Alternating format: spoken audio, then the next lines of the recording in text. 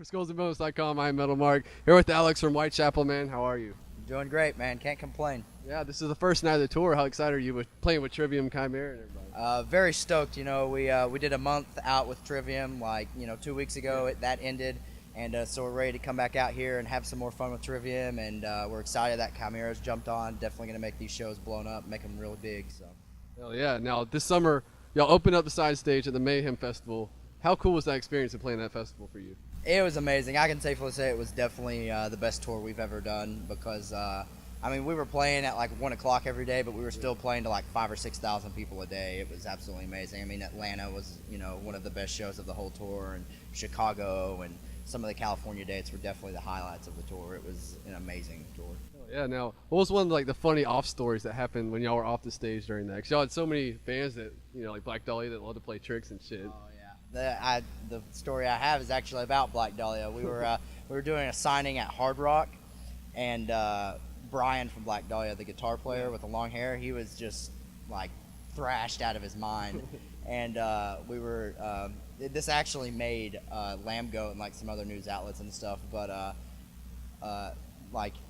all the bands besides Marilyn Manson were like lined up when we were doing a signing, and then there was like a curtain dividing us from Marilyn Manson, and then like people could like go through the curtain and stuff like that to get autographs from him. And Brian kept screaming, "Step this way to the dope show," and like all this shit, and like giving Marilyn Manson a bunch of shit. And he could obviously hear it. Yeah. And then like Gabe, our bassist, didn't I don't know why he poked his head through there, but like he poked his head through there to like look at something, and Marilyn Manson turned around with a pin cap and threw it at him. Like it was so funny, just because I don't know, I don't know the guy personally, but he was very detached from the whole tour. He definitely didn't hang out like Slayer or any of the other bands did, or bigger bands did. And so, I don't know, it was just kind of a really funny moment. Hell yeah! Now, with that tour and the tour you just did, how much time do you get to practice a day? On tour, not really that much. Whenever I'm at home, I always try to play at least like 2 to 3 hours a day just to keep my chops up and stuff, keep the memory fresh. But on tour, I usually just warm up like right before we play, so I can just get that lactic acid built up in my forearm, so I can, so I don't cramp up and stuff like that. But that's about it. Hell yeah! Now the big question everybody wants to know is, are y'all starting to write some new material? Yes, already in the process. Actually, we are going into the studio with Jason Sukoff in January to record. So he's done some big albums like Trivium and All That Remains, and he's done some heavier albums like Black Dahlia Murder and Bury Your Dead self-titled and stuff like that. Yeah. So we really think he's gonna help us produce our sound and make it just the heaviest, most extreme thing we've done yet. So we're really excited to get in the studio. Hell yeah! Now after the success of This Is Exile, do you feel a bit more pressure with the follow-up album? Yeah, I definitely feel a lot more pressure actually, because from Somatic Defilement to This Is Exile, we really stepped it up. So I feel like we really just need to double that amount for this next CD and really just pound it home and make it huge. So we're definitely trying our best. One thing that we're really keeping in mind is that all these bands like Cannibal Corpse and Slayer and stuff like that have been doing it for 20 years. One thing that they've never strayed away from is their sound.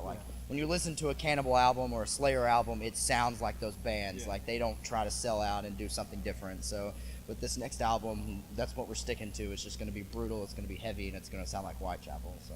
Hell yeah! Now y'all are definitely also known for very intense live shows, brutal pits, what have you. What is the craziest thing you've seen in a crowd while you've been playing? Supposedly at Mayhem, this is just hearsay, I don't know if it's actually true, but we heard a kid died in the pit, so... It's pretty extreme. Yeah, it's definitely very extreme. It's pretty fucked up. I really, really hope it's not true, but we just heard a rumor going around that actually happened, so... actually, I remember the show that it supposedly happened at. It was Indiana, and this kid was crowd surfing. He fell over the barricade and landed on the concrete on his face. And I remember they picked him up, and his face literally just looked like somebody hit it with a hammer. It was just there was blood all over it, and his face was caved in and shit. It was pretty bad. So there's definitely been some crazy shit that's happened. Hell yeah! Now for the last question, what is the best and worst thing about being in Whitechapel? The best thing is getting to tour the world, see places. I mean, we've been to literally almost every single state in the U.S. Been to Canada.